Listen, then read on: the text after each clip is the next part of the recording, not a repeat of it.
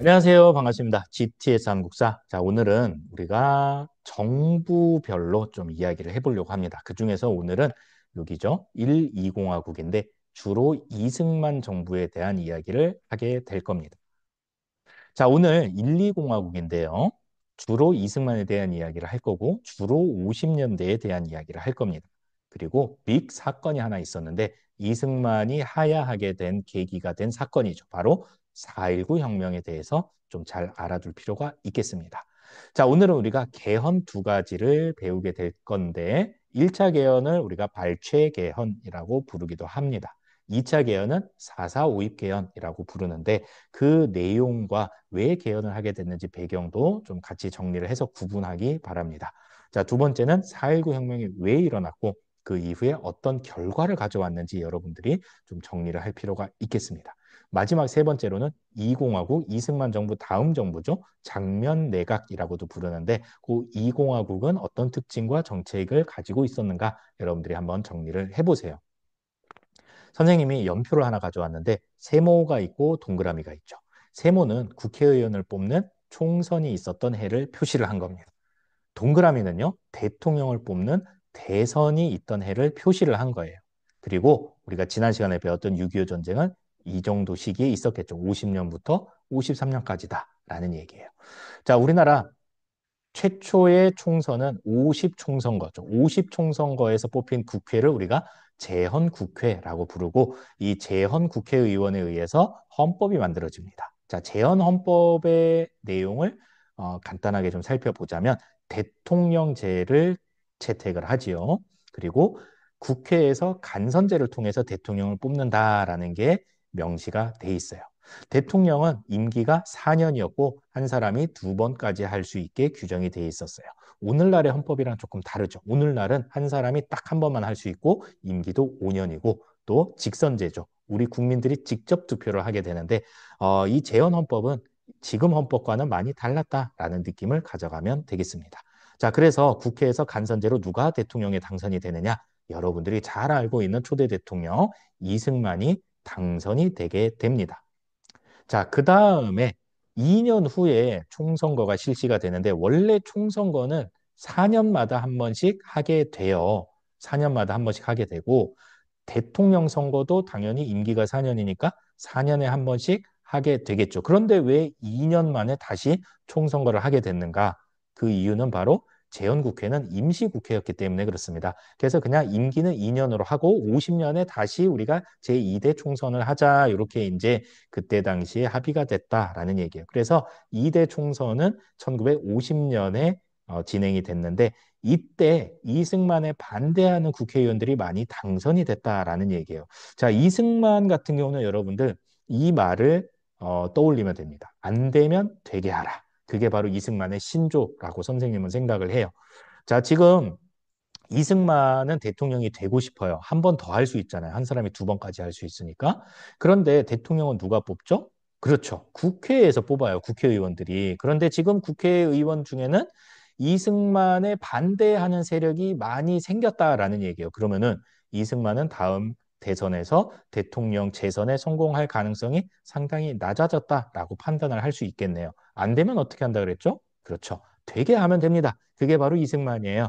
그래서 이승만이 대응을 합니다. 일단 자기 편을 쫙 모아가지고 자유당이라는 당을 하나 창당을 하고요. 이 자유당으로 하여금 개헌 작업을 착수하게 합니다. 그래서 이루어졌던 첫 번째 개헌이 바로 발췌 개헌입니다.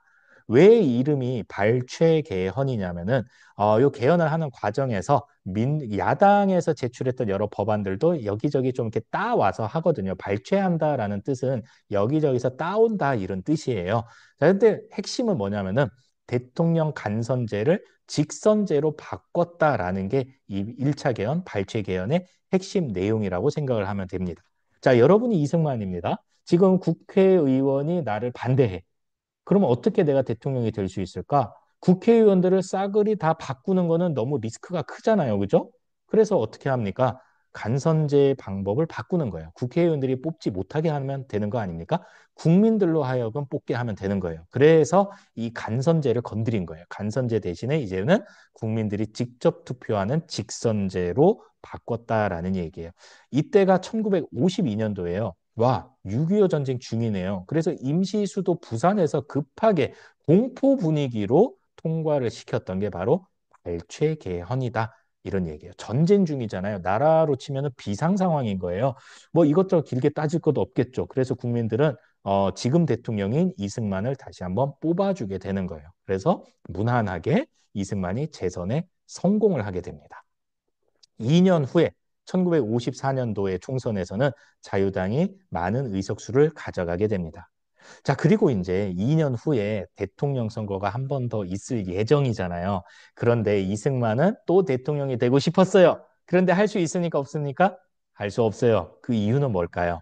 바로 한 사람이 두 번까지만 대통령을 할 수 있게 헌법에 명시가 돼 있었기 때문에 그래요.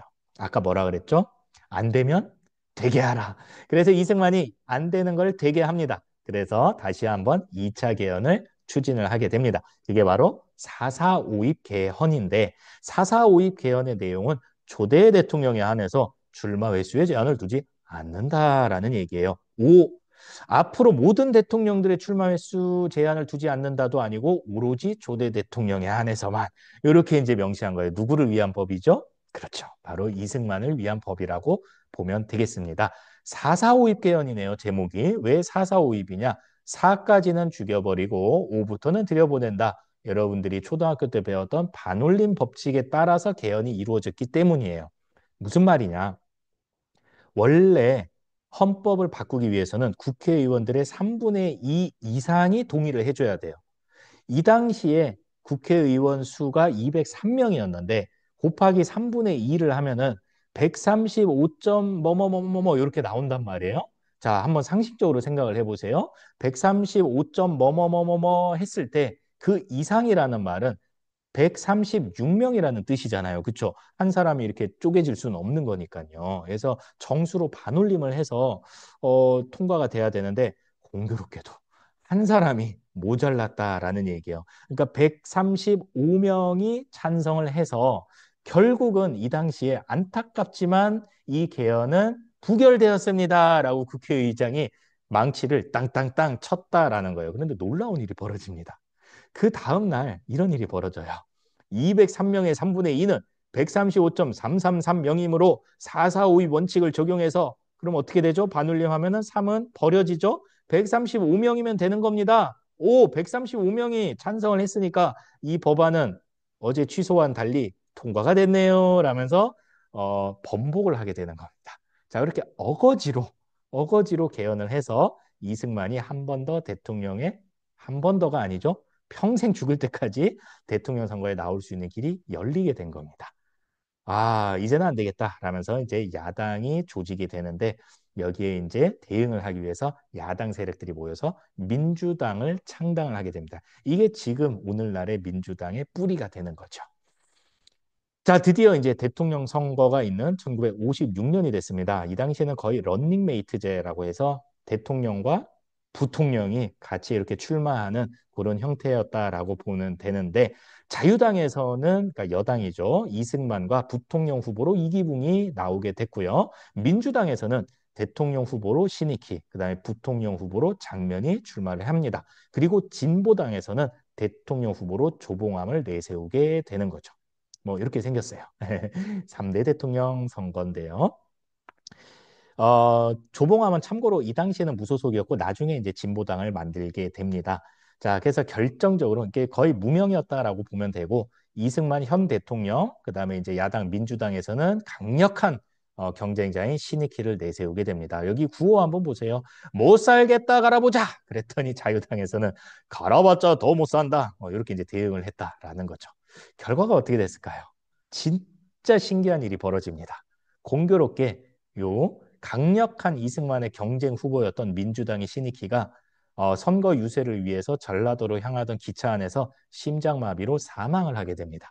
강력한 경쟁자가 알아서 죽어준 거예요. 그래서 결국은 이승만이 당선은 됩니다. 무난하게 당선이 되긴 하는데 이승만이 약간 좀 쎄한 느낌을 받아요. 무명, 특히 이제 무소속이었던 조봉암이 30%나 표를 얻었다고? 이거 뭔가 좀 쎄한데 이런 느낌이 들었던 거예요. 두 번째로 어떤 일이 벌어지냐면 대통령은 이승만이 됐어요. 그런데 부통령에는 민주당 후보인 장면이 당선이 됩니다. 지금 민심이 느껴지죠? 뭔가 점점 민심이 이승만 정부로부터 떠나고 있는 그런 느낌이 들잖아요, 여러분도. 이승만이라고 그걸 왜 몰랐겠습니까? 아마 다음 대선 때는 조봉암이 이길 수도 있지 않을까 이런 걱정을 하게 되는 겁니다. 그래서 바로 탄압이 들어가게 되는 거죠. 반대 세력을 탄압하기 위해서 국가보안법을 개정을 하고요. 정부의 비판적이었던 경향신문을 폐간을 시켜버립니다. 그리고 1959년도에 조봉암이 당수로 있었던 진보당을 해산을 시키고 평화통일을 주장했다라는 죄목을 뒤집어 씌워가지고 조봉암을 사형을 시켜버립니다. 죄목이 평화통일을 주장했다 이거예요. 평화통일 어떻게 빨갱이들하고 북한하고 평화롭게 통일을 해? 너 간첩이지. 이러면서 이제 사형을 시켜버리는데 실제로 사형 당했어요. 평화통일이라고 외쳤다고. 아주 무서운 시기였죠. 그죠? 그렇게 극심하게 반대 세력을 탄압하던 와중에 드디어 대망의 1960년이 다가오게 됩니다. 자, 이제 대통령 선거가 한 번 더 있게 되겠죠. 자유당에서는 역시 이승만과 이기붕, 그다음에 민주당에서는 이번에는 대통령 후보로 조병옥, 그다음에 부통령 후보로는 장면을 내세우게 됩니다. 그런데 정말 공교롭게도 민주당 후보였던 조병옥이 미국에서 병 치료를 받다가 선거를 앞두고 또 죽는 일이 벌어져요. 이거 도대체 어떻게 된 거야? 그래서 이승만은 그냥 무투표 당선이 될 입장이 된 거예요. 문제는 뭐냐면은 이승만이 1875년생이에요. 과거 시험을 준비했던 사람이에요. 근데 아직도 살아있으니까 나이가 얼마나 많겠어요? 85세잖아요. 85세 이 당시에. 지금도 85세는 뭐 이제 오늘 내일 하는 할아버지인데 이 당시에는 오죽했겠어요? 그런데 대통령이 만약에 임기 중에 죽으면 어떤 일이 벌어질까요? 그렇죠. 부통령이 승계를 합니다. 자, 그래서 이 1960년 대통령 선거에는 핵심이 뭐냐면 부통령이 누가 되느냐 이게 핵심이었던 거예요. 이승만이 어떻게 될지 모르니까. 자, 근데 문제는 뭐냐면은 지금 상황을 봤을 때 장면이 될 가능성이 높아요? 이기붕이 될 가능성이 높아요? 왜 대충 지난 선거의 데이터를 보면 장면이 될 가능성이 높잖아요. 그래서 자유당에서 대대적인 부정선거를 저지르게 됩니다. 그게 바로 3.15 부정선거고 이승만을 위한 것이 아니고 부통령 후보인 이기붕을 몰아주기 위해서 각종 부정선거를 자행하게 됩니다. 그 내용은 263쪽 교과서에 만화로 표시가 되어 있습니다. 여기서 다 말하진 않을게요. 궁금하면 여러분들이 직접 한번 찾아보세요. 아니, 이렇게 대놓고 부정선거를 했다고 싶을 정도로 굉장히 낯부끄러운 그런 일들이 많이 벌어지게 됩니다.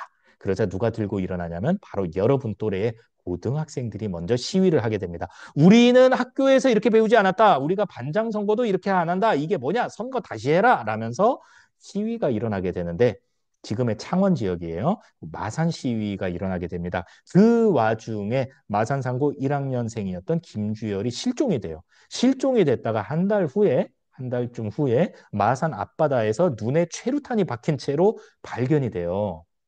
여러분, 경찰이 최루탄을 위로 쏴야 되는데 조준해서 쏴서 학생이 쓰러진 거예요. 죽었네? 야, 이거 큰일 났다. 어떡하지? 어떡하긴 바다에 빠뜨려. 이렇게 이제 했던 거죠. 근데 그게 다시 떠오르면서 들통이 난 겁니다. 그러면서 시위가 전국으로 확산이 되면서 이제 청와대, 그때 당시에 경무대라고 불렸던 이승만이 있는 곳으로 시위대가 막 몰려가자 경찰들이 빵빵빵 총을 쏴서 많은 희생자들이 생기게 됩니다. 그게 바로 4.19 혁명이죠. 학생, 시민, 교수단까지 이제 나서가지고 이승만은 하야하고 선거를 다시 하라 이런 이제 시위가 일어나게 됩니다. 우리나라의 3대 민주화 운동 중에 첫 번째 사건인 4.19 혁명입니다. 어떻게 됐을까요? 이승만 물러갔을까요? 네, 물러나야죠. 그래서 이승만은 하야를 선언을 하게 되고 이기붕은 가족과 함께 자살을 하면서 비극적으로 이제 생을 마감하게 됩니다. 사진 몇 개 가져왔어요. 네, 3.15 부정선거는 불법이다. 뭐 이런 거고. 학생들이죠. 이 당시의 교복이고요. 여러분 또래 고등학생들입니다. 경찰들이 진압 들어오죠. 요게 이제 김주열이 이제 최루탄이 눈에 박힌 채로 마산 앞바다에 떠오른 그런 장면이고 그때 당시 신문에 보도됐던 사진입니다. 초등학생들이죠. 초등학생들 언니 오빠들 죽이지 마세요. 이제 이런 거고 자, 이제 청와대, 그때 당시 경무대 앞에서 경찰이 발포하고 있는 장면입니다. 자, 뭐 군대까지 들어왔으나 군대가 이승만 편을 들어주지 않아요. 중립을 선언해 버리거든요. 그러자 많은 시민들이 환호를 하면서 탱크를 점령하는 그런 이제 사진입니다. 그리고 이제 요 분들은 이제 교수단이에요. 대학 교수단이 학생들의 피해 보답하라 라면서 이승만 하야를 요구를 하게 되는 거죠. 자, 그 이후의 이야기를 간단하게 좀 해보려고 그래요. 자, 이승만이 하야하고, 이때까지를 우리가 일공화국이라고 부른다라는 얘기예요. 그리고 나서 외무부 장관이었던 허정이 잠깐 동안 과도 정부를 이끌게 됩니다. 여기에서 이제 개헌을 하게 되는데, 개헌의 내용은 대통령제가 아니고 내각제로 하자. 왜 이렇게 정부가 부패했을까? 대통령에게 너무 많은 권한이 있다라고 생각을 했던 거예요. 그래서 지금의 영국이나 일본 시스템처럼 총리의 권한을 좀 강화시켜주는 그런 시스템이 내각제죠. 여러분들 나중에 뭐 2학년 때 정치와 법 과목을 수강을 하게 되면은 요 정치 체제 조금 더 자세하게 배울 수 있을 거예요. 그리고 국회도 상원, 하원 이렇게 영국처럼 이렇게 쪼개 버려요. 물론 이제 우리나라는 참의원, 민의원으로 불렸지만요. 지금은 단원제예요. 일원화돼 있죠. 어쨌거나 이렇게 좀 지금이랑 굉장히 많이 다른 낯선 체제로 개헌을 하게 됩니다. 내각 책임제로 개헌을 하고 이 헌법에 따라서 대통령의 윤보선, 그다음에 총리의 장면이 취임을 하게 됩니다. 민주당 소속이에요. 그러니까 민주당한테 정권이 넘어간 그런 상황이라고 보면 되겠습니다. 자, 그런데 내각제에서는요, 대통령보다는 총리의 힘이 더 세다라고 이야기를 했었네요. 그래서 이 공화국을 우리가 장면 내각이라고 부르기도 합니다. 장면 총리를 중심으로 내각이 구성이 되고 정치가 운영이 됐다 이런 뜻으로 받아들이면 되겠네요. 경제를 좀 살리자라면서 경제개발 5개년 계획을 수립하기도 하고요. 지방자치제를 실시하기도 합니다. 또 친일 경찰들, 뭐 부패한 경찰들이 많았는데 경찰 중립화를 실시하기도 했고요. 그래서 여러 가지 이제 개혁을 추진을 합니다만 사람들의 민주화 요구가 너무 많은 거예요. 그리고 이 북한과의 관계 설정, 통일 운동.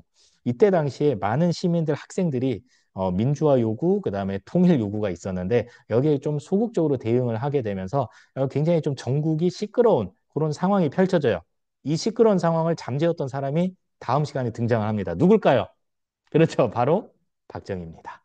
그 얘기를 다음 시간에 이어가도록 하겠습니다. 수고했습니다.